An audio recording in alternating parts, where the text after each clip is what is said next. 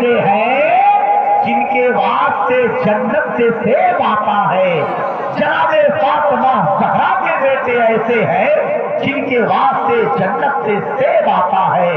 نعرہ تکبیر، نعرہ رسالت، سرکار کی آمد، دلدار کی آمد، آقا کی آمد، مولا کی آمد، حضور کی آمد، حضور کی آمد، نعرہ تکبیر، نعرہ رسالت۔ حضرت علامہ مفتی محمود عالم صاحب اللہ برکاتی، نوجوانان جھوٹی شریف، نوجوانان الہ آباد، نعرہ تکبیر، نعرہ رسالت، ان چار مصروں کے ساتھ حضرت حاضر آ رہے ہیں کہ فکر فن کی چاک چادر کو رفو کر لیجئے، جیسے کرتے تھے اکابر ہو بہو کر لیجئے، آمنہ کے لال کا جب تک تیرا مقصود ہو ہے مناسب بس یہی تازہ وضو کر لیجئے۔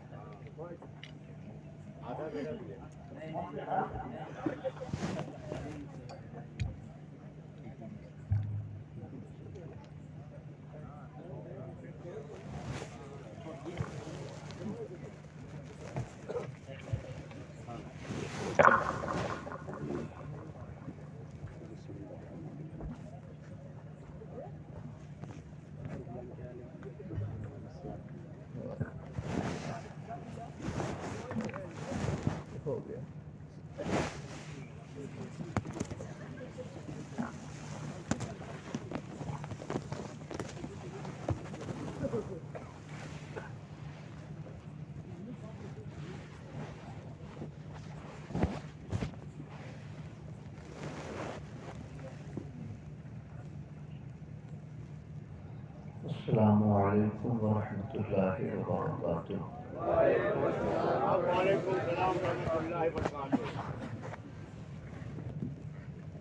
الحمد للہ رب العالمین، والصلاة والسلام علی سید الانبیاء والمرسلین وعلی آلہ وصحبہ اجمعین،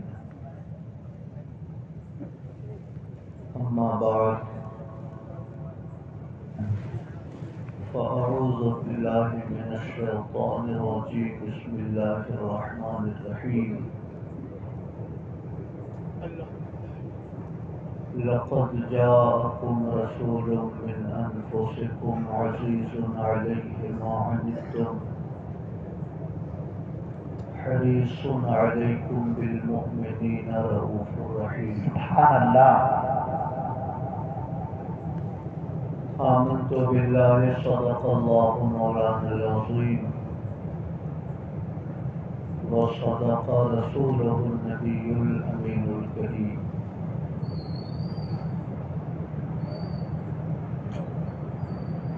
انتہائی احترام و عقیدت کے ساتھ اپنے آقا کے دربار گوہربار میں درود و سلام کی نظر پیش کیجیے اور پڑھیے، اللہم صلی علی سیدنا و مولانا محمد معدن الجود والکرم وعلی آلہ وصحبہ وبارک وسلم، صلاۃ و سلام علیک یا رسول اللہ۔ رفیقان گرامی، بہت دیر سے آپ حضرات یہاں تشریف فرما ہے اور علماء کرام کے بیانات اور شعراء اسلام کی نعت و منقبت کے اشعار سے مستفیض ہو رہے ہیں۔ میں دعا کرتا ہوں اللہ پاک آج کی اس مجلس کو قبول فرمائے، اور اس کے طفیل اللہ پاک ہمارے اور آپ کے گناہوں کو معاف فرمائے۔ بڑی خوبصورت ناشریف شاعر اسلام جناب عظمت مظفر پوری صاحب پیش فرما رہے تھے۔ ان سے پہلے حضرت مولانا جنید احمد صاحب مصباحی نے بڑی ایمان افروز گفتگو آپ حضرات کے سامنے پیش فرمائی۔ 1 گھنٹے کے لیے میں بھی آپ حضرات کے روبرو حاضر ہوا ہوں۔ چند باتیں عرض کر کے میں آپ حضرات کے بیچ سے رخصت ہو جاؤں گا۔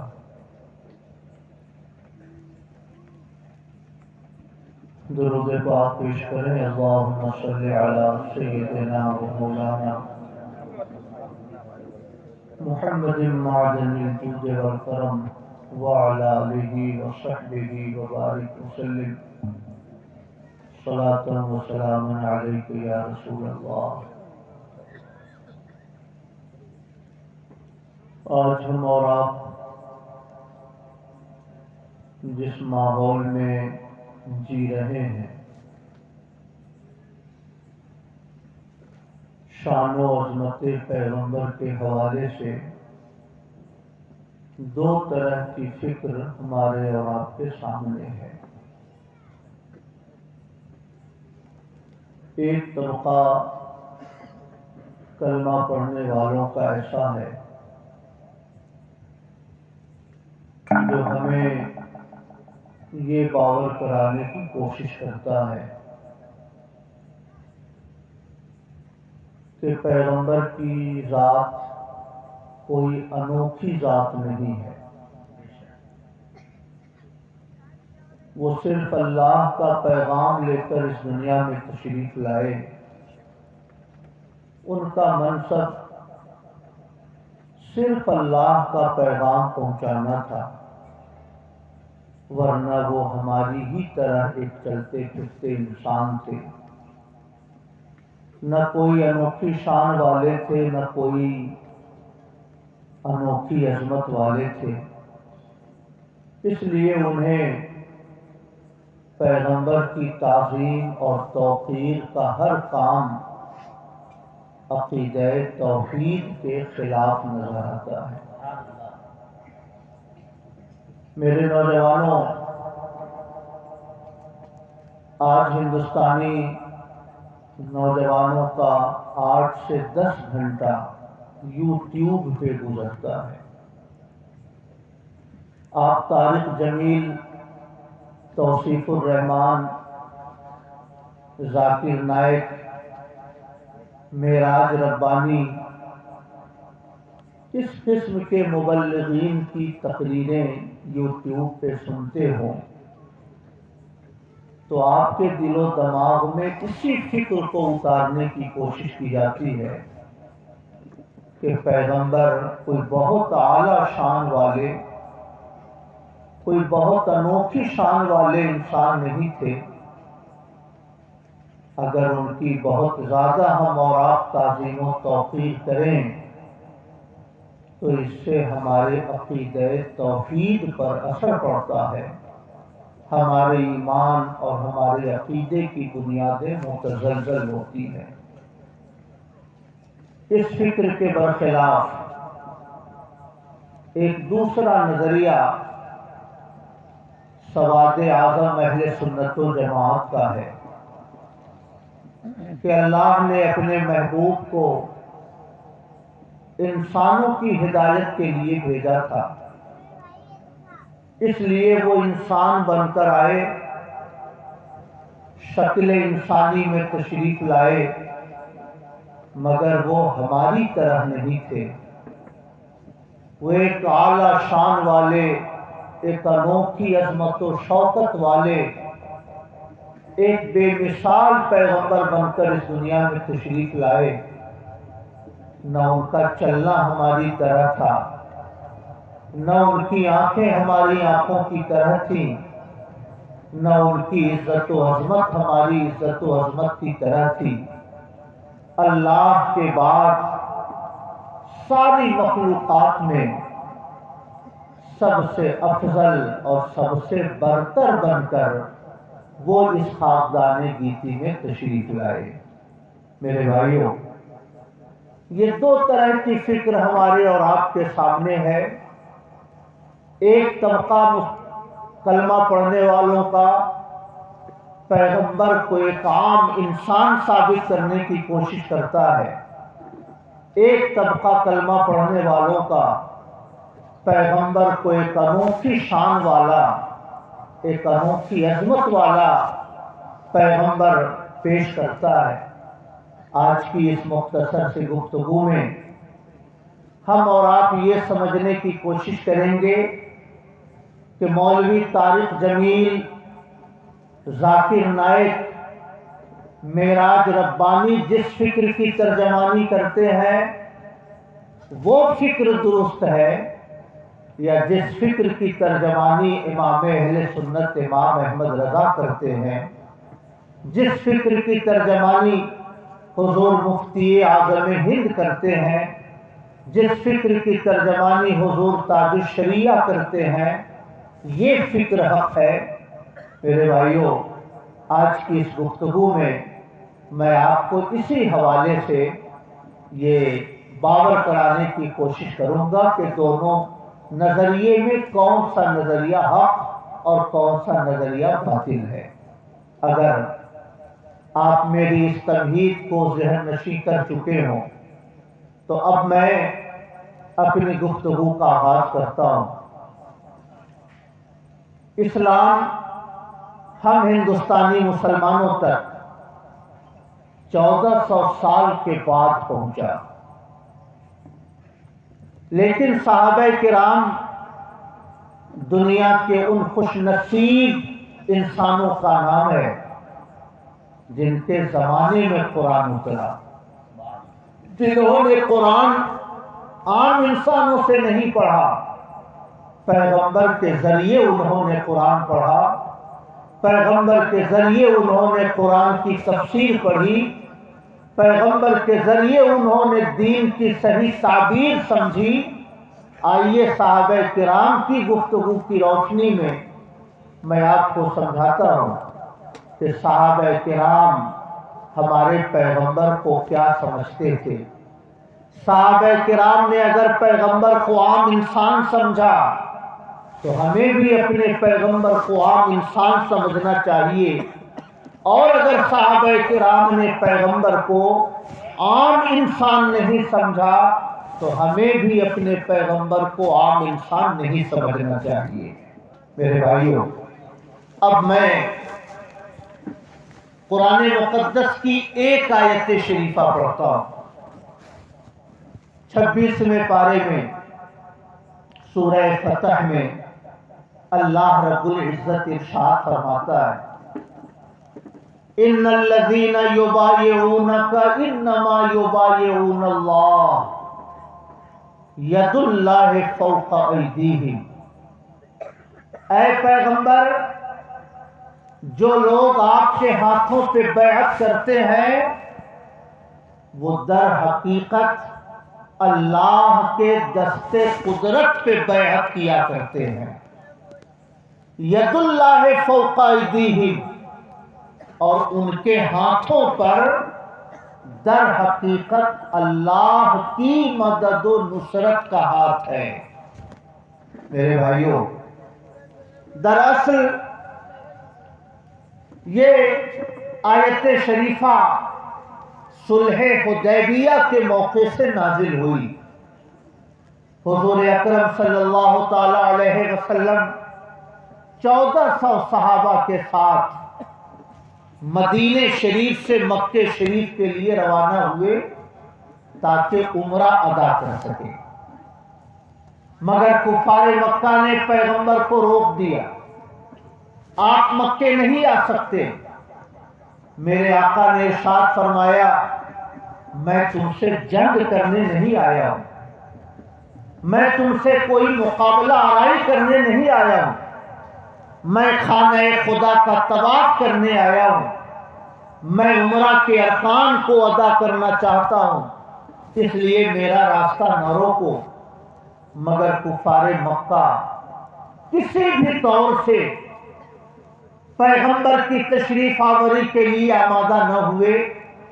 حضرت عثمان غنی رضی اللہ تعالی عنہ کو میرے آقا نے اپنا نمائندہ بنا کر مکہ شریف بھیجا، آپ جا کر ان سے گفتگو کریں، ہم ان سے جنگ کرنے نہیں آئے، ہم ان سے مقابلہ کرنے نہیں آئے، ہم تو صرف خانہ خدا کی زیارت کرنا چاہتے ہیں، ہم تو کعبہ معظمہ کا طواف کرنا چاہتے ہیں، اس لیے آپ ان سے کہیں کہ یہ ہمارا راستہ نہ روکیں۔ مگر افہام و تفہیم کی 1000 کوششوں کے باوجود کفار مکہ پیغمبر کی مکہ شریف میں تشریف آوری کے لیے تیار نہ ہوئے، اور اس درمیان یہ خبر پھیل گئی کہ کفار مکہ نے حضرت عثمان غنی کو شہید کر دیا۔ جب یہ خبر حدیبیہ پہنچی تو میرے آقا نے صحابہ کرام سے بیعت لی۔ کس چیز کی بیعت؟ تمام صحابہ سے وعدہ لیا، وعدہ کیجئے کہ آپ ایمان پر قائم رہیں گے، وعدہ کیجئے کہ آپ شرک کے قریب نہیں جائیں گے، وعدہ کیجئے کہ آپ اخلاقی کمزوریوں کی طرف قدم نہیں بڑھائیں گے۔ میرے بھائیوں، اس موقع پر 1400 صحابہ نے پیغمبر کے ہاتھوں پہ بیعت کی۔ بیعت کس نے کیا؟ صحابہ نے بیعت کیا۔ بیعت کس نے لیا؟ میرے پیغمبر نے بیعت لیا۔ مگر سبحان اللہ، جب اسی واقعے کو اللہ پاک قرآن میں ذکر فرماتا ہے تو ارشاد فرماتا ہے ان الذین یبایعونک، اے پیغمبر جو لوگ آپ کے ہاتھوں پہ بیعت کر رہے ہیں وہ بظاہر آپ کے ہاتھوں پہ بیعت کر رہے ہیں، ورنہ حقیقت میں وہ اللہ کے دست قدرت پہ بیعت کر رہے ہیں۔ بظاہر ان کے ہاتھوں پر آپ کا ہاتھ ہے، ورنہ حقیقت میں ان کے ہاتھوں پر اللہ کی مدد و نصرت کا ہاتھ ہے۔ میں پوچھنا چاہتا ہوں جھوسی کے مسلمانوں، بیعت پیغمبر لے رہے ہیں، مگر اللہ فرماتا ہے وہ میرے دست قدرت پہ بیعت کر رہے ہیں۔ صحابہ کے ہاتھوں پر پیغمبر کا ہاتھ تھا، مگر اللہ فرماتا ہے کہ ان کے ہاتھوں پر میرا ہاتھ ہے، ان کے ہاتھوں پر میری مدد و نصرت کا ہاتھ ہے۔ میں عرض کرنا چاہتا ہوں بیعت پیغمبر کی ہے، مگر اللہ فرماتا ہے وہ میری بیعت ہے۔ ہاتھ پیغمبر کا ہے، مگر اللہ فرماتا ہے وہ میرا ہاتھ ہے۔ تو جس کی بیعت کو خدا اپنی بیعت کہے، جن کے ہاتھوں کو خدا اپنے دست قدرت کا مظہر کہے، ہم اس پیغمبر کو عام انسان نہیں کہہ سکتے۔ ہمیں کہنا ہو تو کہیں گے کہ سب سے اعلیٰ و اولیٰ ہمارا نبی، سب سے بالا و والا ہمارا نبی، سارے اچھوں سے اچھا سمجھیے جسے، ہے اس اچھے سے اچھا ہمارا نبی، سارے اچھوں سے اچھا تکبیر، نعرہ رسالت، جشن عید میلاد النبی، خلیفہ حضور تاج الشریعہ حضرت علامہ مفتی محمود عالم صاحب قبلہ، نعرہ تکبیر، اللہ۔ میں عرض یہ کرنا چاہتا ہوں اگر پیغمبر عام انسان ہے تو سیدھی سی بات ہے کہ جلوس نکالنے کی کیا ضرورت ہے؟ پیغمبر اگر عام انسان ہے تو ان کی پیدائش کے موقع پر گھروں کو سجانے کی کیا ضرورت ہے؟ پیغمبر اگر عام انسان ہے تو یا رسول اللہ کا نعرہ لگانے کی کیا ضرورت ہے؟ اگر عام انسان ہے تو ان ساری چیزوں کی کوئی ضرورت نہیں. لیکن اگر پیغمبر عام انسان نہیں بلکہ تمام انسانوں کے سر کا تاج ہے، ساری دنیا انسانیت کی آنکھوں کا نور ہے، وہ ساری مخلوقات کے سر کا تاج ہے، تو ان کی آمد پر ہمیں خوشی کا اظہار کرنا چاہیے. ان کی پیدائش کے دن ہمیں جلوس نکالنا چاہیے.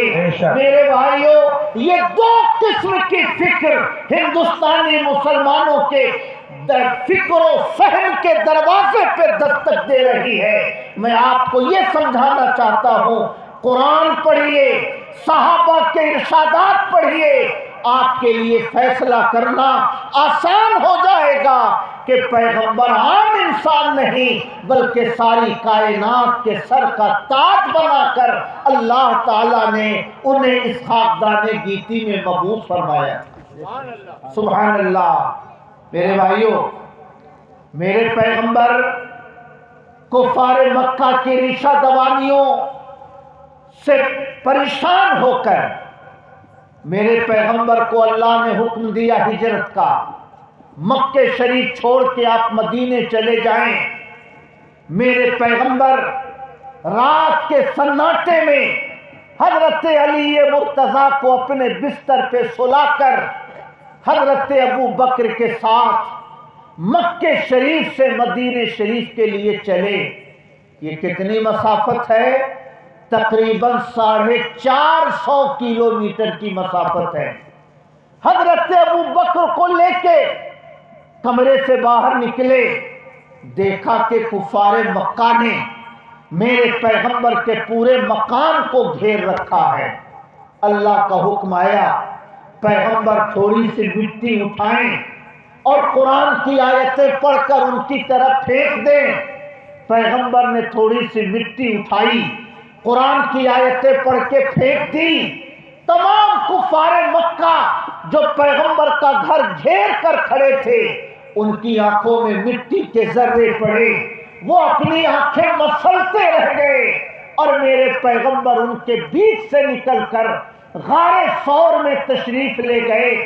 3 دنوں تک غار ثور میں قیام فرما رہ کر پھر وہاں سے مدینے شریف کا سفر شروع کیا.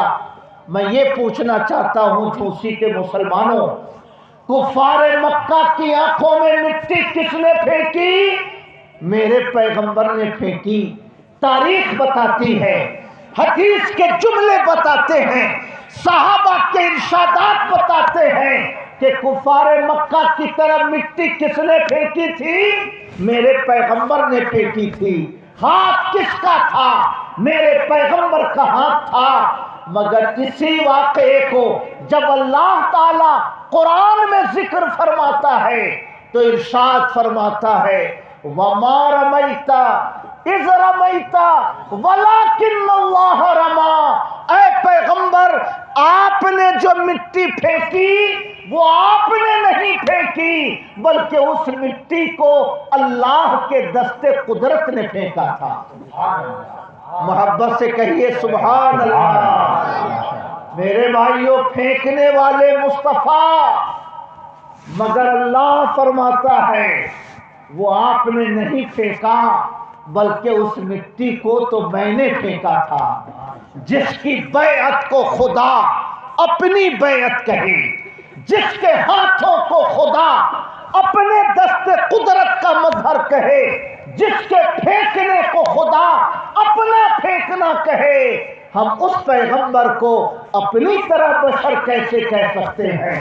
اپنی طرح انسان کیسے کہہ سکتے ہیں؟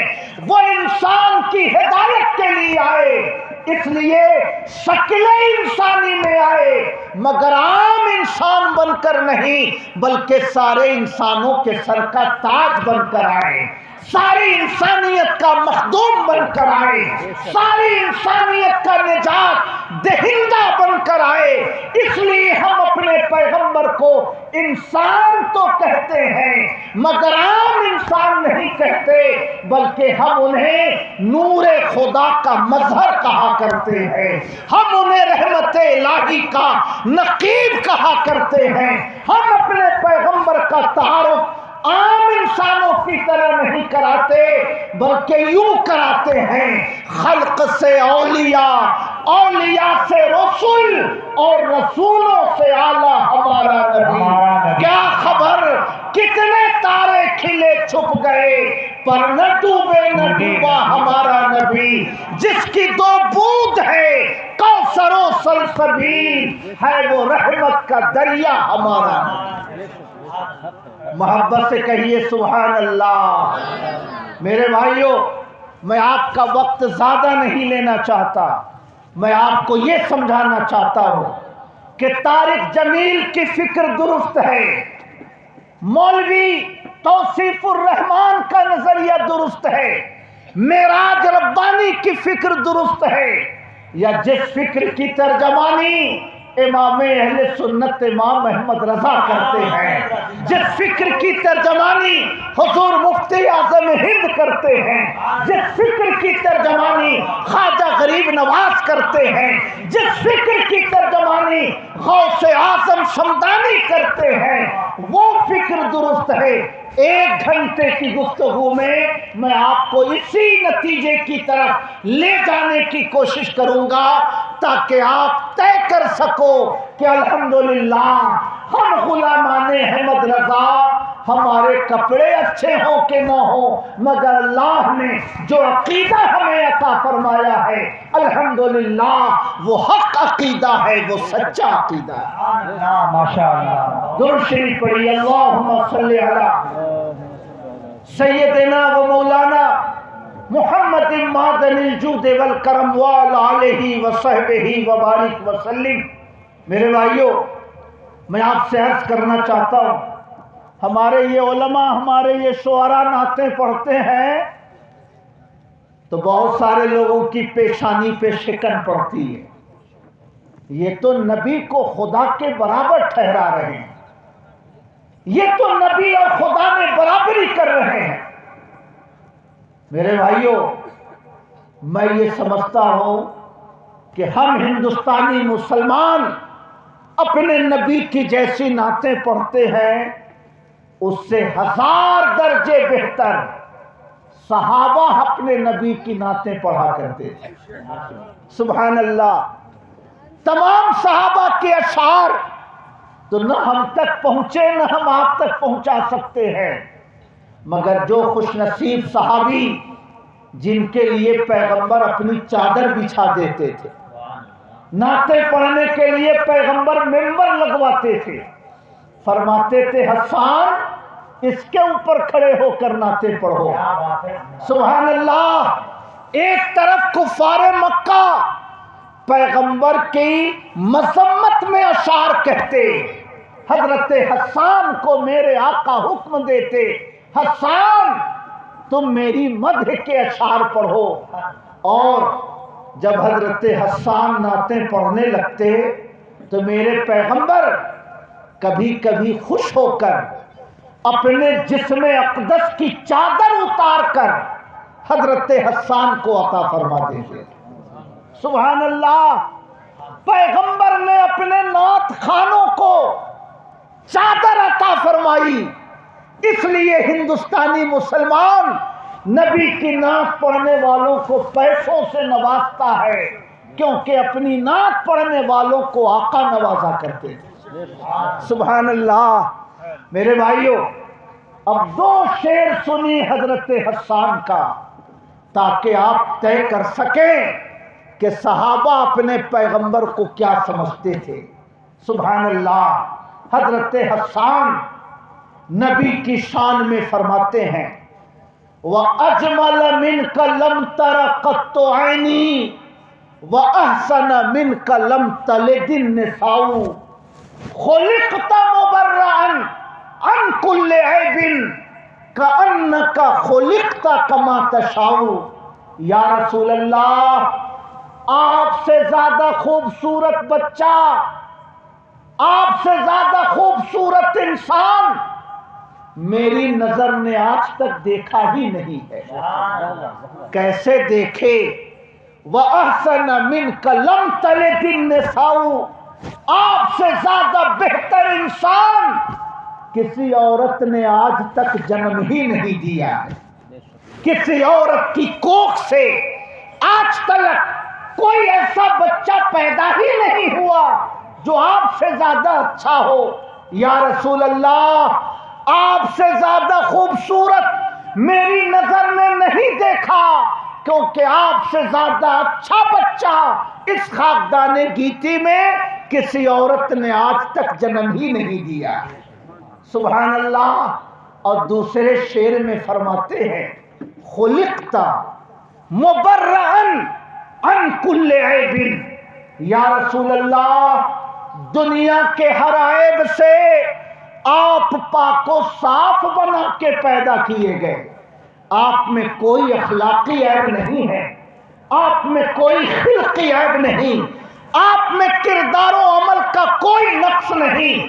دنیا میں جتنے عیوب ہو سکتے ہیں یا رسول اللہ، ہر قسم کے عیب سے آپ پاک و صاف بنا کے پیدا کیے گئے. اور آخری مصرے میں فرماتے ہیں کأنک خلقت کما تشاء. یا رسول اللہ، آپ کی بے داغ زندگی کو دیکھ کر ایسا لگتا ہے کہ آپ جیسا پیدا ہونا چاہتے تھے اللہ نے آپ کو ویسا ہی پیدا فرمایا. کہیے سبحان اللہ. میرے بھائیوں، ہمارے وکیل صاحب صدیقی صاحب، مکان نہ ہو دعا کرتے ہیں رب العالمین مکان دے دے. اللہ کرم فرماتا ہے، مکان دے دیتا ہے. ہمارے اکرم صاحب جنہوں نے ہم لوگوں کی مہمان نوازی کا انتظام کیا، ان کے پاس اولاد نہ ہو، دعا کرتے ہیں مولا ہمیں اولاد دے دے. اللہ اولاد عطا فرما دیتا ہے. نوکری دعاؤں سے ملتی ہے، مکان دعاؤں سے ملتا ہے، جائیداد دعاؤں سے ملتی ہے. مگر پیدا ہونے والا انسان خود کیسا پیدا ہو، اس میں پیدا ہونے والے انسان کی مرضی کا کوئی دخل نہیں ہوتا. وہ اللہ پاک اپنی مرضی سے پیدا ہونے والے انسانوں کو پیدا کیا کرتا ہے کہ نہیں؟ اگر انسان کی مرضی سے انسان پیدا ہو تو دنیا میں کوئی اندھا نہ پیدا ہو، دنیا میں کوئی لنگڑا نہ پیدا ہو، دنیا میں کوئی بدصورت نہ پیدا ہو. مگر اللہ نے دنیا میں ہر قسم کے انسان پیدا کیے. اس سے صاف ظاہر ہے کہ پیدا ہونے والا انسان کیسا پیدا ہوگا. اس میں پیدا ہونے والے انسان کی مرضی کا کوئی دخل نہیں ہوتا. وہ اللہ اپنی مرضی سے اپنے بندوں کو پیدا کیا کرتا. سبحان اللہ. مگر حضرت حسان کی گفتگو سنیے. یا رسول اللہ، دنیا کے ہر عیب سے آپ پاک بنا کے پیدا کیے گئے. آپ میں کوئی کمزوری نہیں، آپ میں کوئی عیب نہیں، آپ میں کوئی نقص نہیں، آپ میں کوئی خرابی نہیں. یا رسول اللہ، آپ دنیا کے ہر عیب سے پاک بنا کے پیدا کیے گئے. مجھے آپ کی بے داغ زندگی کو دیکھ کر ایسا لگتا ہے کہ آپ جیسا پیدا ہونا چاہتے تھے اللہ نے آپ کو ویسا ہی پیدا فرمایا. محبت سے کہیے سبحان اللہ. خدا کی رضا چاہتے ہیں دو عالم اور خدا چاہتا ہے رضائے محمد. میرے بھائیوں، آج کل ہم لوگوں کا جو مجمع ہوتا ہے، عام لوگ ہوتے ہیں اس میں، مگر حضرت حسان جس مجلس میں نعت پڑھتے تھے اس میں حضرت عمر بیٹھے ہوتے تھے، حضرت ابو بکر بیٹھے ہوتے تھے، میرے پیغمبر جلوہ فرما ہوتے تھے. اگر کوئی بات اسلام کے خلاف ہوتی پیغمبر روک دیتے، حسان ایسا نہ کہو، حسان ایسا نہ کہو. حضرت عمر روک دیتے، حسان ایسا نہ کہو، صحابہ کا مجمع ہے جو کسی غلط بات پر کبھی خاموش نہیں رہ سکتے۔ صحابہ کے مجمع میں حضرت حسان کہہ رہے ہیں یا رسول اللہ، آپ سے زیادہ خوبصورت انسان میری نظر نے نہیں دیکھا۔ کیسے دیکھے؟ آپ سے بہتر بچہ اس دنیا میں آج تک پیدا ہی نہیں ہوا ہے۔ یا رسول اللہ، آپ دنیا کے ہر عیب سے پاک بنا کے پیدا کیے گئے، آپ کی بے داغ زندگی کو دیکھ کر ایسا لگتا ہے کہ آپ جیسا پیدا ہونا چاہتے تھے۔ یا رسول اللہ، اللہ نے آپ کو ویسا ہی پیدا فرمایا ہے۔ میں عرض کرنا چاہتا ہوں، حضرت حسان نے پیغمبر کو سب سے خوبصورت کہا، سب سے اچھا کہا۔ حضرت حسان نے میرے آقا کو ہر عیب سے پاک کہا۔ الحمدللہ، ہم غلامان احمد رضا بھی جب پیغمبر کا پریچے کراتے ہیں یہ نہیں کہتے کہ پیغمبر ہماری طرح انسان ہے، یہ نہیں کہتے پیغمبر ہماری طرح چلتے پھرتے انسان ہیں۔ ہمیں جب اپنے پیغمبر کا پریچے کرانا ہو تو کہتے ہیں سرور کہوں کہ مالک و مولا کہوں تجھے، باغ خلیل کا گل زیبا کہوں تجھے۔ یا رسول اللہ، ہرما نصیب ہوں تجھے امید گہ کہوں، یعنی شفیع روزے جزا کا کہوں تجھے۔ کہہ لے گی سب کچھ ان کے ثنا خاں کی خاموشی چپ ہو رہا ہے کہہ کے کہ کیا کیا کہوں تجھے، لیکن رضا نے ختم سخن اس پہ کر دیا، خالق کا بندہ خلق کا آقا کہوں تجھے۔ محبت سے کہیے سبحان اللہ۔ میں عرض کرنا چاہتا ہوں جھوسی کے مسلمانوں، آپ ذرا دیکھتے جاؤ، طارق جمیل کی تقریریں سنو، ذاکر نائک کی گفتگو سنو، توصیف الرحمان کی باتیں سنو، معراج ربانی کی گفتگو سنو۔ یہ تأثر ہندوستانی مسلمانوں کو دینے کی کوشش کی جاتی ہے کہ پیغمبر کی زیادہ تعظیم کرو گے تو شرک ہو جائے گا، پیغمبر کی زیادہ عظمتوں کا تذکرہ کرو گے ایمان کی بنیادیں کمزور ہو جائیں گی۔ مگر صحابہ کو دیکھو، صحابہ اپنے پیغمبر کو سب سے اچھا کہہ رہے ہیں، سب سے خوبصورت کہہ رہے ہیں، سارے عیب سے پاک و صاف کہہ رہے ہیں۔ الحمدللہ، صحابہ نے اپنے پیغمبر کو سب سے اچھا کہا۔ ہم ہندوستانی مسلمان بھی اپنے پیغمبر کو خدا کے بعد سب سے اچھا کہا کرتے ہیں۔ کہیے سبحان اللہ۔ اب کسی کی شادی کا دن آئے، گھروں کو سجاتا ہے، بیٹا پیدا ہوا، مہمانوں کی دعوت کرتا ہے، نوکری ملی، بغیر پوچھے ہوئے اپنی مسرتوں کا اظہار کرتا ہے۔ میں عرض کرنا چاہتا ہوں، نوکری ملے، گھروں کو سجاؤ، شرک نہ ہو، شادی کرو، مہمانوں کو کھلاؤ، شرک نہ ہو، بیٹے کی پیدائش ہو، اپنی مسرتوں کا اظہار کرو، بدعت نہ ہو، اور پیغمبر کی آمد پر ہم گھر سجا لے تو بدعت ہو جائے، جلوس نکال لے تو شرک ہو جائے، یا رسول اللہ کہہ لے تو حرام ہو جائے۔ ہم یہ کہنا چاہتے ہیں تم بیٹے کی پیدائش پہ خوشی ظاہر کرتے ہو، ہم اس کی پیدائش پہ خوشی ظاہر کرتے ہیں جن کے صدقے میں بیٹا ملا ہے، جن کے صدقے میں دنیا ملی ہے، جن کے صدقے میں ملازمت ملی ہے۔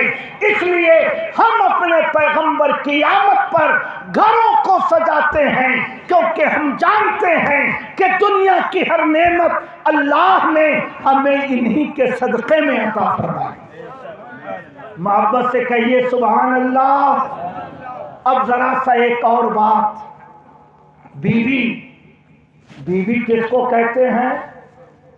آپ وکیل ہیں، اپنے گھر کے انجینئر ہیں، آپ اپنے کسٹمر کے لیے انجینئر ہیں، آپ ڈاکٹر ہیں، اپنے پیشنٹ کے لیے ڈاکٹر ہیں، مگر بیوی کے پاس جب شوہر پہنچتا ہے تو ایک عام انسان کی حالت میں پہنچتا ہے۔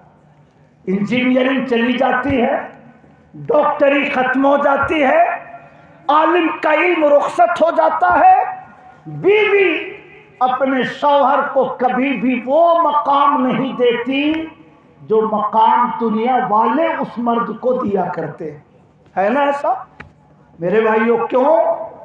اس لیے کہ بیوی اپنے شوہر کی خوبیوں کو بھی جانتی ہے اور اپنے شوہر کے عیب کو بھی جانتی ہے۔ اس لیے آپ ڈاکٹر ہیں، گھر کے باہر ہیں، انجینئر ہیں، گھر کے باہر ہیں، عالم ہیں، گھر کے باہر ہیں، پیر ہیں، گھر کے باہر ہیں، گھر میں قدم رکھتے ہی بیوی کی ڈانٹ سننی پڑتی ہے۔ گھر کے باہر گئے تو آپ کو فکر نہیں رہتی کہ گھر میں کھانا ہے کہ نہیں، بچوں کا کپڑا ہے کہ نہیں، فیس اسکول کی جمع ہوئی کہ نہیں ہوئی۔ ہر شوہر کو اپنی بیوی کی ڈانٹ سننی پڑتی ہے نا ایسا؟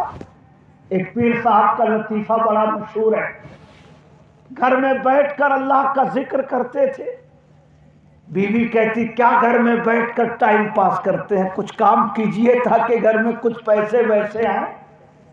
ایک دن شوہر کو جلال آیا، وہ ہوا میں اڑنے لگے، گھر سے گزرے آنگن سے، تھوڑی دیر کے بعد جب گھر میں آئے تو بیوی سے پوچھا کہ ابھی دیکھا اڑتے ہوئے؟ کہاں دیکھا؟ کہا کون تھا وہ؟ کہا میں ہی تو تھا، میں ہی اڑ رہا تھا ہوا میں۔ تو عورت کہاں ہار ماننے والی، اس نے کہا او ہو اسی لیے ٹیڑھے ٹیڑھے اڑ رہے تھے، ہے نا پیر صاحب کا لطیفہ، اسی لیے ٹیڑھے ٹیڑھے اڑ رہے تھے۔ میں یہ عرض کرنا چاہتا ہوں کہ ایک بیوی اپنے شوہر کی خوبیوں کو بھی جانتی ہے، اپنے شوہر کی خامیوں کو بھی جانتی ہے، اس لیے کسی بھی مرد کو گھر کے باہر جو عزت ملتی ہے وہ عزت گھر کے اندر نہیں ملتی۔ مگر سبحان اللہ جب پیغمبر کی بات آتی ہے تو سارے اصول بدل جاتے ہیں، سارا قانون بدل جاتا ہے، سارے سسٹم بدل جاتے ہیں۔ میرے پیغمبر کی سب سے چھوٹی حرم محترم حضرت عائشہ صدیقہ رضی اللہ تعالی عنہا جب اپنے پیغمبر کا تعارف کراتی ہیں تو دو شعر سنیے وہ اپنے پیغمبر کا پریچے کیسے کراتی ہیں۔ ارشاد فرماتی ہیں یا رسول اللہ لو سمعوا فی مصر اوصاف خدہ لما بذلوا فی صوم یوسف من نقدی۔ اے لوگو اگر مصر والوں نے میرے پیغمبر کے رخسار کی خوبیاں سن لی ہوتی کہ میرے پیغمبر کا چہرہ کیسا تھا، میرے پیغمبر کی شکل کیسی تھی، میرے پیغمبر کی پیشانی کیسی تھی، اگر مصر کے لوگ میرے پیغمبر کے رخسار کی خوبیاں سن لیتے تو مصر میں کوئی بھی حضرت یوسف کو خریدنے میں اپنا پیسہ بالکل خرچ نہیں کرتا۔ کہیے سبحان اللہ۔ مصر والے اگر میرے پیغمبر کے رخسار کی خوبیاں سن لیتے تو مصر کا کوئی بھی آدمی حضرت یوسف کو خریدنے میں اپنا پیسہ بالکل خرچ نہیں کرتا۔ اب دوسرا شعر سنیے میرے بھائیوں، آپ نے سنا ہے کہ جب حضرت زلیخا کو وہاں کی عورتوں نے برا بھلا کہا کہ یہ کیسی عورت ہے کہ اپنے نوکر پہ یہ نچھاور ہو گئی ہے، تو حضرت زلیخا عزیز مصر کی بیوی نے، حضرت زلیخا نے عورتوں کو بیٹھایا، سب کو ایک چاقو اور ایک لیمو دیا اور حضرت یوسف سے کہا کہ سامنے سے گزریے، اور عورتوں سے کہا کہ جب یہ گزرے تو آپ لوگ لیمو کو چاقو سے کاٹنا۔ जब हजरत यूसुफ सामने से गुजरे तो औरतें हजरत यूसुफ का हुस्न देखकर इतना अज खुद रफ्ता हो गई कि लेमू काटने के बजाय उन्होंने अपनी अपनी उंगली काट ली। ये सुना है ना आपने, पढ़ा है आपने। मगर हजरत आयशा का शेर सुनिए, फरमाती हैं लवामी जुलेखा लौ राइना जबीनहु, जुलेखा को बुरा भला कहने वाली औरतों ने अगर मेरे पैगंबर की पेशानी देख ली होती तो लअसरना बिलक़तिल क़ुलूब अलल यदी, उन औरतों ने हजरत यूसुफ को देखकर उंगली काटी थी। अगर उन औरतों ने मेरे पैगंबर की पेशानी देख ली होती तो उंगली नहीं, दिलों को काट कर मुस्तफा के कदमों में निछावर कर देती। अरे तकबीर, अरे रिसालत, जश्न ईद मिलादुन नबी, जश्न ईद मिलादुन नबी, सरकार की आमद, दिलदार की आमद, मदनी की आमद, नारे तकबीर, नारे रिसालत,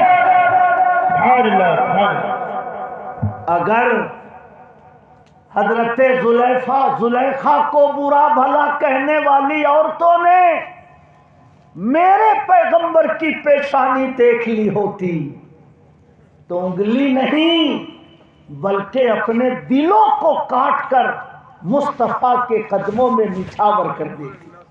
कहिए सुभान अल्लाह। इसलिए इमाम अहले सुन्नत फरमाते हैं हुस्न यूसुफ पे कटी मिस्र में अंगुश्ते जना, सर कटाते हैं तेरे नाम पे मर्दाने अरब।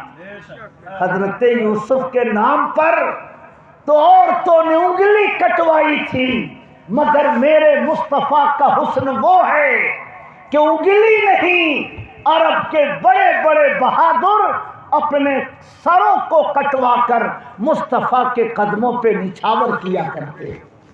कहिए सुभान अल्लाह। मैं अर्ज करना चाहता हूं, कुरान ने पैगंबर की बैअत को अपनी बैअत कहा, अल्लाह ने नबी के हाथों को अपना हाथ कहा, अल्लाह ने नबी के मिट्टी फेंकने को अपना फेंकना कहा। हजरत हसन ने नबी को दुनिया का सबसे खूबसूरत इंसान कहा, दुनिया का बेऐब इंसान कहा। हजरत आयशा ने मेरे पैगंबर के हुस्न को हजरत यूसुफ के हुस्न से आला कहा, बेहतर कहा। झूसी के मुसलमानों, अल्लाह का करोड़ों शुक्रिया है, करोड़ों बार शुक्रिया है कि हमारे कपड़े अच्छे हो के ना हो, हमारा जूता अच्छा हो के ना हो, हमारे मकान अच्छे हो के ना हो, हमारे सरों पर टोपियां महंगी हो के ना हो, मगर अल्हम्दुलिल्लाह जो अकीदा हजरत हसन का था, जो अकीदा हजरत आयशा का था, जो अकीदा हजरत जिब्रील का था, जैसे इन बुजुर्गों ने नबी को सबसे अच्छा कहा, सबसे खूबसूरत कहा, सबसे आला कहा, सबसे बेऐब कहा, अल्लाह का शुक्र है कि हम भी अपने नबी को सबसे अच्छा कहते हैं, सबसे बेहतर कहते हैं, सबसे पाकीज़ा कहते हैं। और जब हम अपने नबी का जिक्र करते हैं तो कहते हैं वो कमाल हुस्न हुजूर है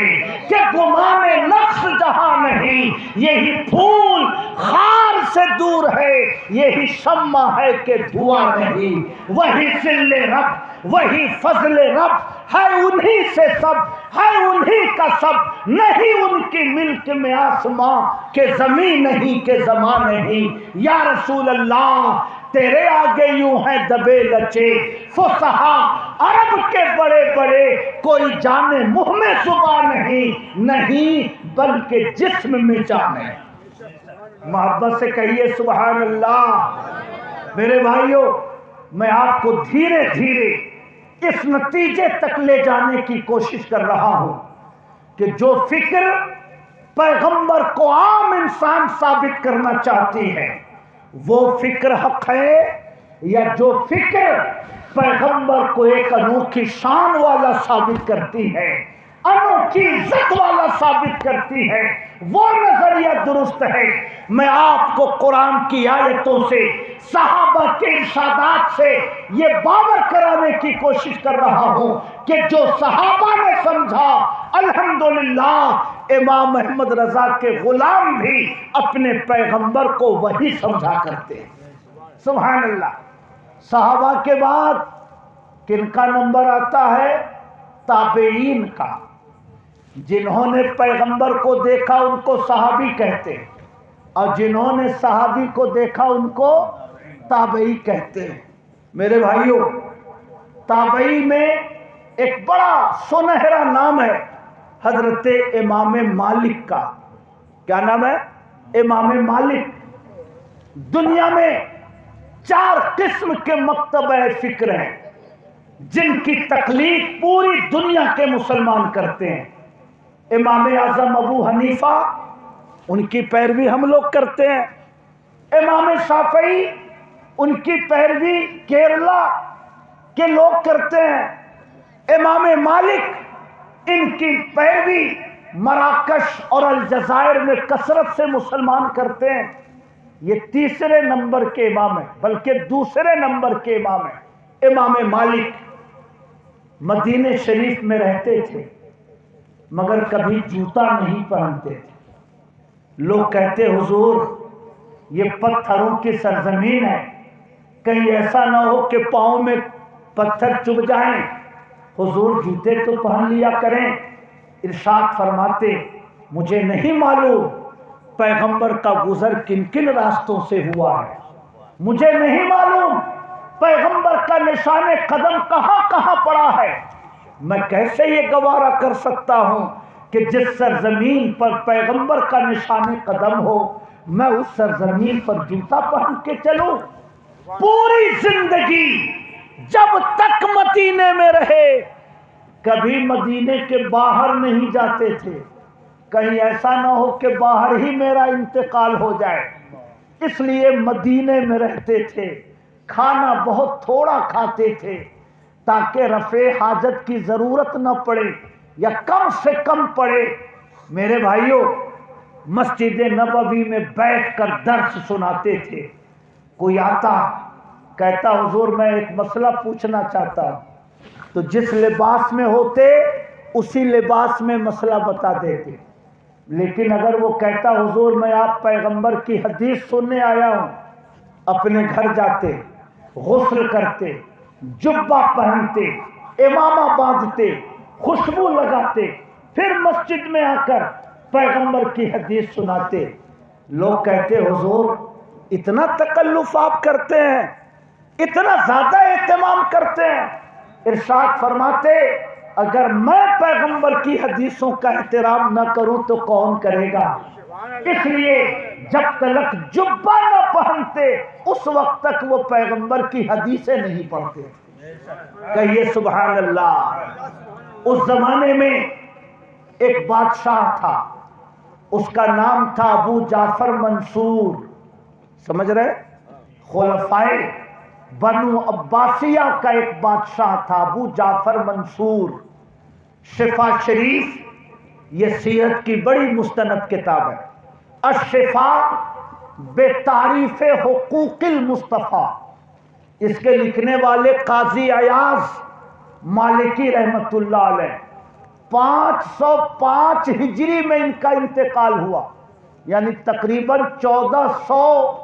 تقریباً 900 سال گزر گئے ان کے انتقال کو۔ قاضی ایاز الشفا میں امام مالک کا واقعہ نقل کرتے ہیں۔ ابو جعفر منصور آیا مسجد نبوی شریف میں اور اپنے وزیر سے کسی بات پر زور زور سے گفتگو کرنے لگا۔ امام مالک کو گوارا نہ ہوا، قریب گئے، فرمائے ابو جعفر زور سے باتیں نہ کرو، یہ وہ جگہ ہے جہاں کا ادب اللہ نے یہ سکھایا ہے کہ لا ترفعوا اصواتکم فوق صوت النبی، اے ایمان والو نبی کی آواز پر اپنی آواز کو بلند نہ کرو، نبی کے سامنے زور سے نہ بولو، ان تحبط اعمالکم، کہیں ایسا نہ ہو کہ تمہاری پوری زندگی کی عبادت برباد ہو جائے، وانتم لا تشعرون، اور تمہیں پتہ بھی نہ چل سکے۔ اے ابو جعفر، یہاں کا ادب اللہ نے یہ سکھلایا ہے، اس لیے زور سے نہ بولو، آہستہ آہستہ بات کرو۔ میرے بھائیوں، امام مالک کے ڈانٹنے کی وجہ سے ابو جعفر منصور بادشاہ وقت مرعوب ہو گیا، نمازیں پڑھی، قرآن پڑھا، جب دعا کا ٹائم آیا تو میرے بھائیوں، آپ میں سے اگر کسی کو مدینہ شریف جانے کا اتفاق ہوا ہو تو آپ یہ جانتے ہیں کہ ادھر قبلہ ہے اور حضور کا روضہ اس طرف ہے، اگر ادھر ہاتھ اٹھائیں گے تو قبلے سے منہ ہٹ جائے، اور اگر قبلے کی طرف ہاتھ اٹھا کر دعا مانگیں گے تو حضور کے روضے سے چہرہ ہٹ جائے گا۔ ایک بار ڈانٹ پڑ چکی تھی ابو جعفر کو، اس نے سوچا کہ کہیں ایسا نہ ہو کہ پھر غلطی ہو جائے، پھر امام مالک ہم کو ڈانٹیں، اس لیے جب نماز پڑھ لی، قرآن پڑھ لیا، دعا کرنے کا ٹائم آیا تو گیا امام مالک کے پاس اور اس نے کہا حضور استقبل القبلۃ ام اتوجہ الی رسول اللہ صلی اللہ علیہ وسلم، حضور مجھے طریقہ بتایا جائے، مجھے دعا کرنی ہے تو میں حضور کی طرف رخ کر کے دعا مانگوں یا میں قبلے کی طرف رخ کر کے دعا مانگوں؟ حضور طریقہ بتایا جائے، ادھر رخ کروں کہ ادھر رخ کروں؟ میرے بھائیوں، آج کوئی حج کرنے والا جب مدینہ شریف جاتا ہے اور جہاں حضور کے روضے کی طرف ہاتھ اٹھاتا ہے، سعودی مطوع فوراً اسے ہٹا دیا کرتا، رخ پھیر دیا کرتا، اٹھے ہوئے ہاتھوں کو گرا دیا کرتا، کہتا القبلہ تو ہونا، قبلہ ادھر ہے، ادھر کیوں ہاتھ اٹھا رہے ہو؟ میرے بھائیوں، روز یہ تماشا چلتا رہتا ہے، جہاں کسی نے حضور کے روضے کی طرف ہاتھ اٹھایا ویسے ہی ان کا آدمی آ کر ہاتھ گرا دے گا اور کہے گا کہ ادھر رخ کرو۔ یہی شبہہ ابو جعفر منصور کے دل میں پیدا ہوا، اس نے کہا حضور مجھے طریقہ بتائیں، میں قبلے کی طرف رخ کر کے دعا مانگوں یا حضور کی طرف رخ کر کے دعا مانگوں؟ امام مالک ان کا جواب سنیے، ارشاد فرماتے ہیں کیف تصرف عنہ وجہک وہو وسیلتک ووسیلۃ ابیک آدم علیہ السلام، اے ابو جعفر منصور پیغمبر سے اپنا چہرہ کیسے پھیر سکتے ہو جبکہ یہی پیغمبر تمہارے لیے بھی وسیلہ ہیں اور تمہارے باپ ساری انسانیت کے باپ حضرت آدم کے بھی وسیلہ ہیں، ان سے تم اپنا چہرہ کیسے پھیر سکتے ہو؟ بلکہ ان کی طرف رخ کرو اور تمہیں رب سے جو دعا مانگنی ہے وہ ان کی طرف متوجہ ہو کے دعا مانگو۔ کہیے سبحان اللہ۔ میرے بھائیوں، مودودیت 100 سال کی پیداوار، وہابیت 300 سال کی پیداوار، تبلیغی جماعت 150 سال کی پیداوار، امام مالک کا زمانہ یہ تو 2 صدی ہجری کا زمانہ ہے، آج سے 1250 سال پہلے کا زمانہ ہے۔ امام مالک اس زمانے میں نہ تو بریلویت تھی، نہ دیوبندیت تھی، نہ تبلیغی جماعت کا کوئی تصور تھا، نہ قادیانیت کا کوئی نام و نشان تھا، نہ موجودیت کی کوئی بنیاد تھی، مگر امام مالک نے کیا فرمایا؟ ان سے اپنا چہرہ کیسے پھیر سکتے ہو جبکہ یہی تمہارے لیے وسیلہ ہے اور تمہارے باپ حضرت آدم کے بھی وسیلہ ہے۔ کہیے سبحان اللہ۔ اس لیے کسی شاعر نے کہا مانگنے کا طریقہ تو آتا نہیں، لوگ کہتے ہیں کیوں ہم کو ملتا نہیں۔ مانگنے کا طریقہ تو آتا نہیں، لوگ کہتے ہیں کیوں ہم کو ملتا نہیں۔ جب دعا اپنے رب سے کیا کیجئے، مصطفیٰ کو وسیلہ بنا لیجئے۔ محبت سے کہیے سبحان اللہ، اور محبت سے کہیے سبحان اللہ۔ میں عرض کرنا چاہتا ہوں جھوسی کے مسلمانوں، پیغمبر کو وسیلہ کس نے کہا؟ امام مالک نے کہا۔ پیغمبر کو سب سے خوبصورت کس نے کہا؟ حضرت حسان نے کہا۔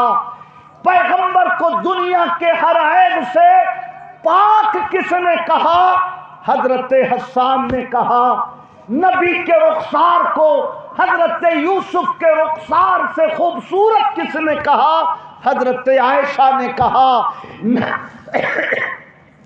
نبی کے ہاتھوں کو اپنا ہاتھ کس نے کہا؟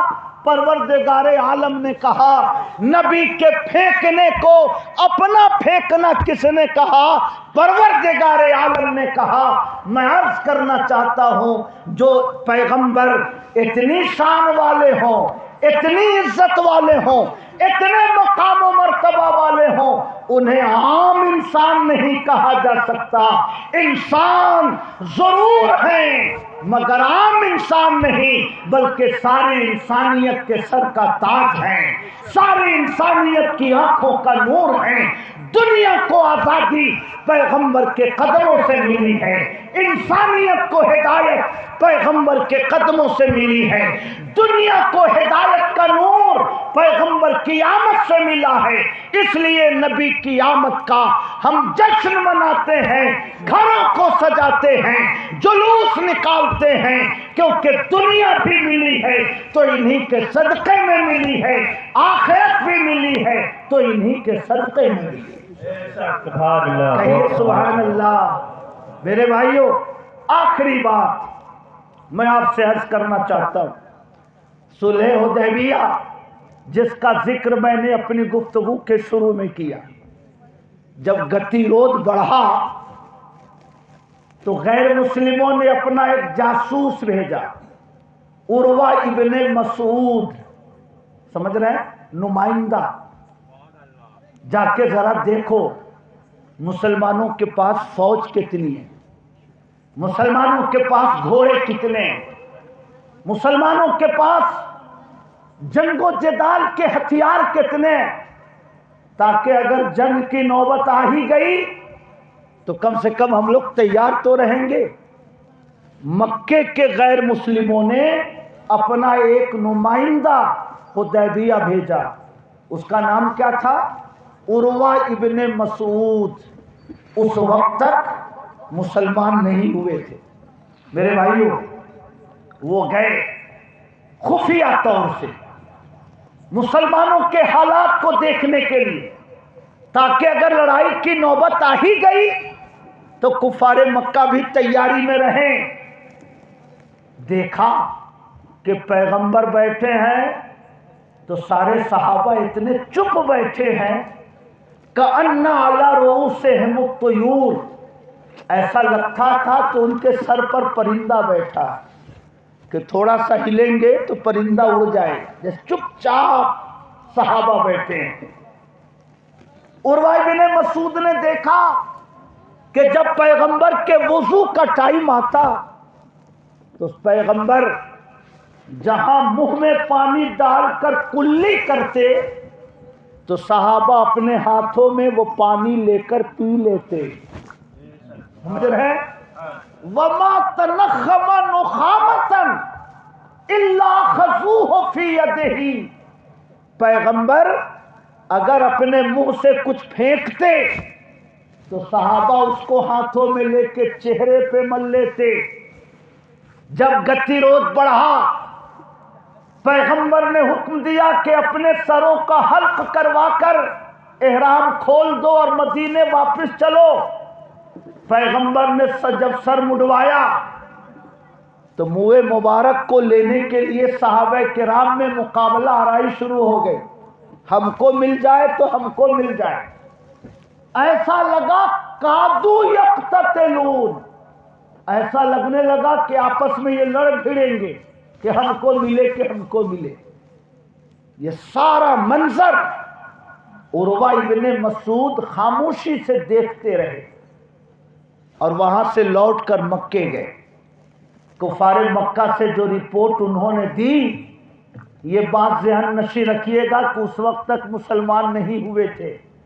ایک غیر مسلم جنہوں نے میدان حدیبیہ میں مسلمانوں کے حالات کی رپورٹ دی، سیرت کی کتابوں میں وہ رپورٹ موجود ہے، آپ غور سے سنیے۔ عروہ ابن مسعود کہتے ہیں، اے مکہ والو، واللہ رأیت قیصر و کسریٰ، اللہ کی قسم میں نے قیصر کا بھی دربار دیکھا ہے، کسریٰ کا دربار بھی دیکھا ہے، روم کے بادشاہ کا دبدبہ بھی میں نے دیکھا ہے، ایران کے بادشاہوں کا روب بھی میں نے دیکھا ہے۔ وَمَا رَأَيْتُ أَحَدًا يُعَظِّمُهُ أَصْحَابُهُ كَمَا يُعَظِّمُ أَصْحَابُ مُحَمَّدٍ مُحَمَّدًا، میں نے بڑے بڑے بادشاہوں کا دربار دیکھا ہے، مگر کسی بھی بادشاہ کا ویسا احترام ہوتے ہوئے میں نے نہیں دیکھا جیسا احترام محمد کے ماننے والے محمد عربی کی کیا کرتے ہیں۔ محبت سے کہیے سبحان اللہ۔ میں نے ویسی تعظیم ہوتے ہوئے نہیں دیکھی، میں نے دیکھا ہے کہ یہ کلی کرتے ہیں تو صحابہ وضو کا پانی لے کے پی لیتے ہیں، میں نے دیکھا ہے کہ یہ لعاب پھینکتے ہیں تو اپنے ہاتھوں میں صحابہ لے کے چہرے پہ مل لیتے ہیں، میں نے دیکھا ہے کہ یہ بال ترشواتے ہیں تو صحابہ ان بالوں کو تبرک کے طور پہ لے لیتے ہیں۔ اے کفار مکہ، وہ کلمہ پڑھنے والے مسلمان جو نبی کے جسم سے لگے ہوئے پانی کے قطروں کو زمین پہ نہ گرنے دیں، وہ نبی کے جسم سے خون کے قطروں کو گرتا ہوا دیکھنا کب گوارا کر سکتے ہیں؟ اس لیے لڑنا ہو تو کسی اور قوم سے لڑ لینا، ان سے نہ لڑو، کیونکہ میں نے بڑے بڑے بادشاہوں کا دربار دیکھا ہے مگر ویسی تعظیم نہیں دیکھی جیسی تعظیم محمد کے ماننے والے محمد کی کیا کرتے ہیں۔ کہیے سبحان اللہ۔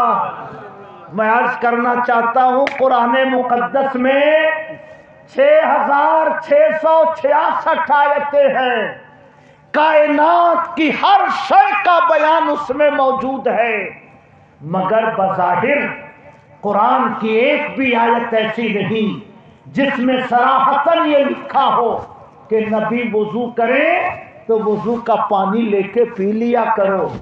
کہیں نہیں لکھا کہ نبی لعاب پھینکے تو لعاب کو ہاتھوں پہ لے کے چہرے پہ مل لو۔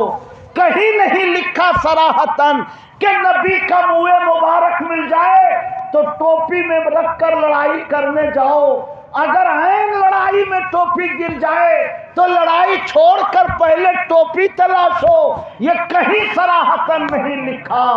میرے بھائیوں، میں آپ سے پوچھنا چاہتا ہوں، صراحتاً حدیث میں موجود ہو کہ نہ ہو، صراحتاً قرآن کی آیتوں میں موجود ہو کہ نہ ہو، مگر کتاب عشق میں لکھا تھا کہ جس سے محبت کرتے ہو اس کے جسم کے لگے ہوئے پانی سے بھی محبت کرو، جس سے محبت کرتے ہو ان کے لعاب سے بھی محبت کرو، جن سے محبت کرتے ہو ان کے سروں کے بالوں سے بھی محبت کرو، جن سے محبت کرتے ہو جان جاتی ہے تو جائے مگر ان کے جسم کا کوئی نقصان نہ ہو سکے۔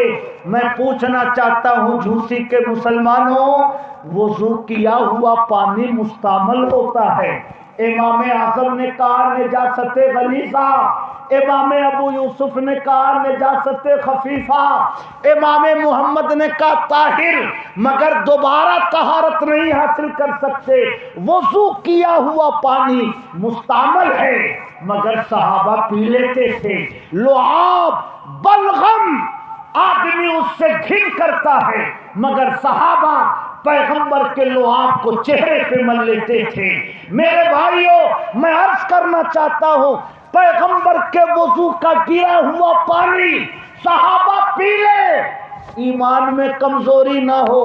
پیغمبر کے منہ سے نکلا ہوا لعاب صحابہ چہرے پہ مل لیں، ایمان میں کمزوری نہ ہو۔ سبحان اللہ۔ اور ہم گھروں کو سجا لے تو ایمان کمزور ہو جائے، یا نبی سلام علیکہ کہہ لیں تو ایمان کمزور ہو جائے، یا رسول اللہ کا نعرہ لگا لے تو ایمان کمزور ہو جائے۔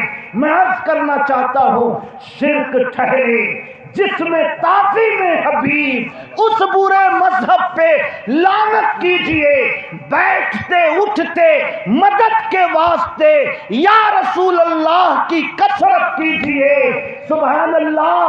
ظالموں، محبوب کا حق تھا یہی، عشق کے بدلے عداوت کیجئے، وقت رحلت جو نہ بھولا ہے رضا، یاد اس کی اپنی عادت کیجئے۔ نعرہ تکبیر، نعرہ رسالت، نعرہ رسالت، جشن عید میلاد النبی، خلیفہ حضور تاج الشریعہ مفتی محمود برکاتی صاحب قبلہ، نعرہ تکبیر، نعرہ رسالت۔ ایسا معلوم پڑتا ہے کہ آپ لوگ سو چکے ہیں، تھوڑا سا بیداری کا ثبوت دے کر کے نعرہ لگائیں، کوئی مرنے کھڑے ہو کر کے نعرہ لگائیں، کوئی نہیں، سب ماشاءاللہ، میں بہت شکر گزار ہوں آپ حضرات کا۔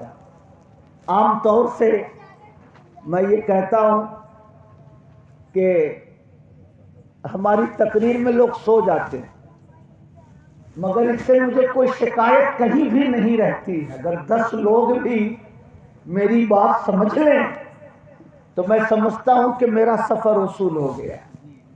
اس لیے میں آپ حضرات سے کوئی شکایت نہیں کرتا۔ مجھے بہت خوشی ہے کہ آپ حضرات غور سے میری باتیں سن رہے ہیں۔ یہ وہ زمانہ ہے کہ جس زمانے نے فتنوں کو اتنا فروغ دے دیا۔ علامہ ارشد القادری فرماتے تھے کہ کسی زمانے میں فتنہ اٹھتا تھا، اس فتنے کو جوان ہونے میں 10-20 سال لگ جاتے تھے اور جنتا تک پہنچنے میں 50 سال لگ جاتا تھا، مگر اب تو یوٹیوب، واٹس ایپ اور فیس بک یہ ہمارے دروازوں تک پہنچ چکا ہے، ہمارے خلوت قدوں تک پہنچ چکا ہے۔ آج صبح کو ایک فتنہ جنم لیتا ہے، دوپہر ہوتے ہوتے جوان ہو جاتا ہے، اور شام ہوتے ہوتے آدھی دنیا کو اپنے نرغے میں لے لیتا ہے۔ میرے بھائیوں، آج کا دور فتنوں کا دور ہے، یوٹیوب اور واٹس ایپ کا دور ہے۔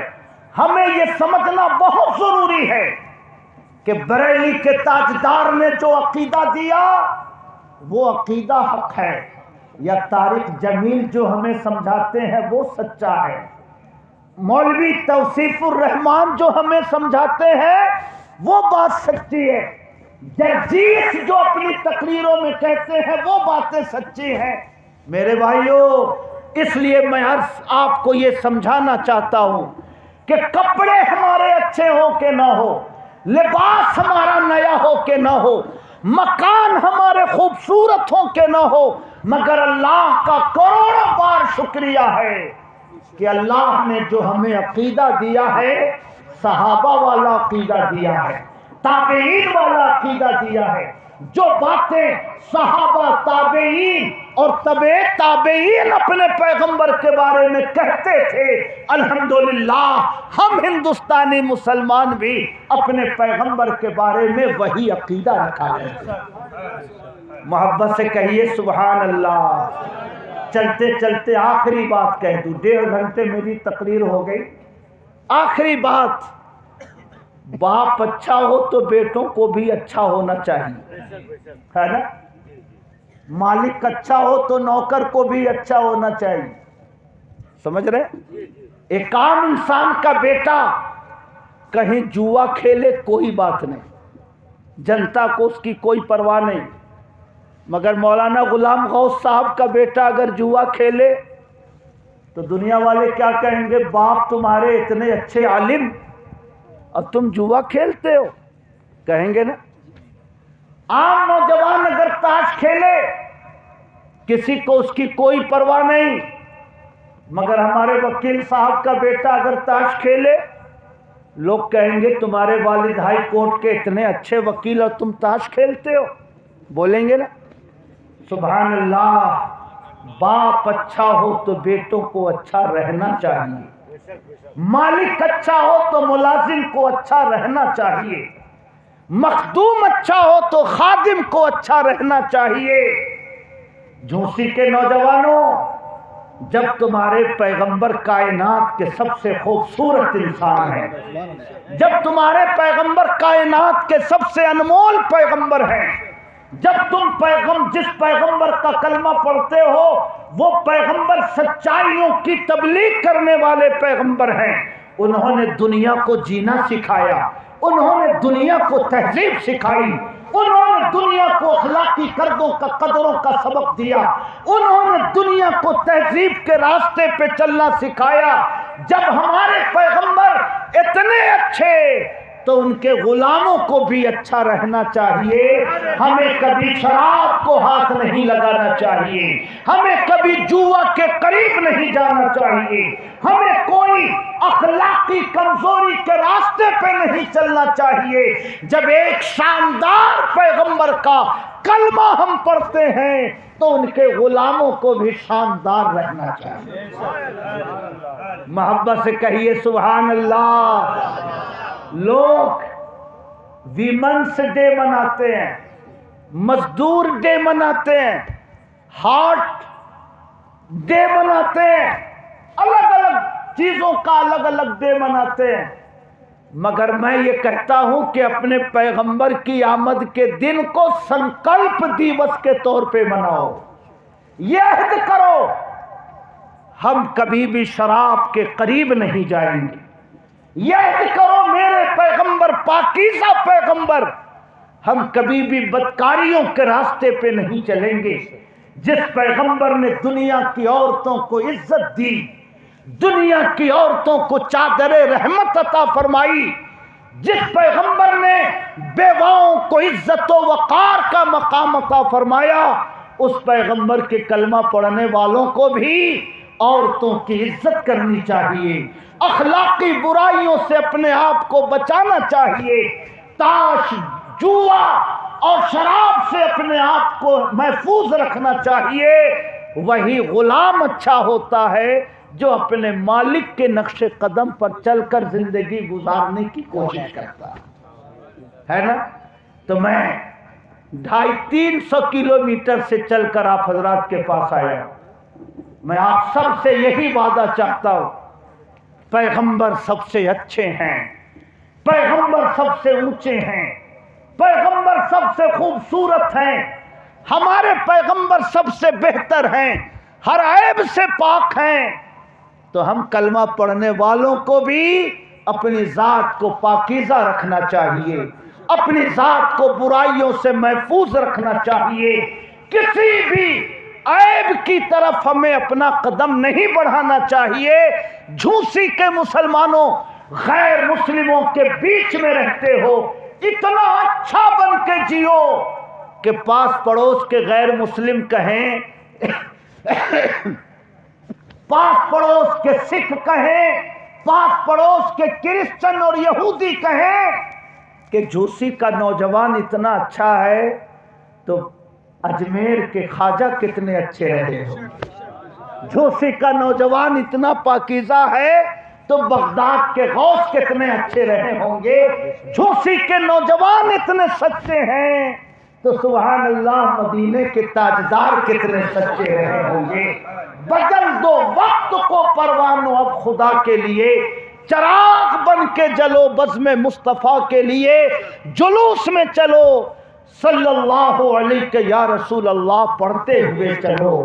جلوس میں چلو، کوئی یتیم نظر آ جائے اس کے سر پہ دستے شفقت پھیرتے ہوئے چلو، جلوس میں چلو تو اتنے باوقار انداز میں چلو کہ دنیا والوں کو لگے دیکھو محمد عربی کے غلام جا رہے ہیں، بانی اسلام کے کلمہ پڑھنے والے جا رہے ہیں، جس پیغمبر نے انسانیت کا سبق دیا ہے، جس پیغمبر نے دنیا کو جینا سکھایا ہے، زندگی عطا کرنے والے پیغمبر کے یہ صاف ستھرے غلام راستے سے گزر رہے ہیں۔ سبحان اللہ۔ میں بہت شکر گزار ہوں آپ حضرات کا کہ آپ سب نے رات کے 2:30 پونے 3 بجے تک یہاں تشریف فرما رہ کر میری چند باتیں سماعت کی ہیں۔ اللہ پاک آپ سب کو جزائے خیر عطا فرمائے۔ جن ذمہ داروں نے، کمیٹی کے جن نوجوانوں نے جشن آمد رسول کا اہتمام کیا، اللہ پاک انہیں بھی خوش رکھے، آباد رکھے۔ بالخصوص آپ کے محلے کے امام صاحب حافظ عاشق رضا صاحب اور حضرت مولانا غلام غوث صاحب اور ہمارے یہ علماء جو تشریف فرما ہے، اللہ پاک ان سب کے علم میں، عمر میں، عمل خیر میں برکتیں عطا فرمائے اور ان کے بتائے ہوئے راستے پہ چل کر زندگی گزارتے رہیے۔ سبق پھر پڑھ صداقت کا، عدالت کا، شجاعت کا، لیا جائے گا تم سے کام دنیا کی امامت کا، قوت عشق سے ہر پست کو بالا کر دے، دہر میں اس میں محمد سے اجالا کر دے، اور جسے فضول سمجھ کر بجھا دیا تو نے، جسے فضول سمجھ کر بجھا دیا تو نے، وہی چراغ جلاؤ تو روشنی ہو۔ کھڑے ہو کر صلاۃ و سلام پیش کیجیے۔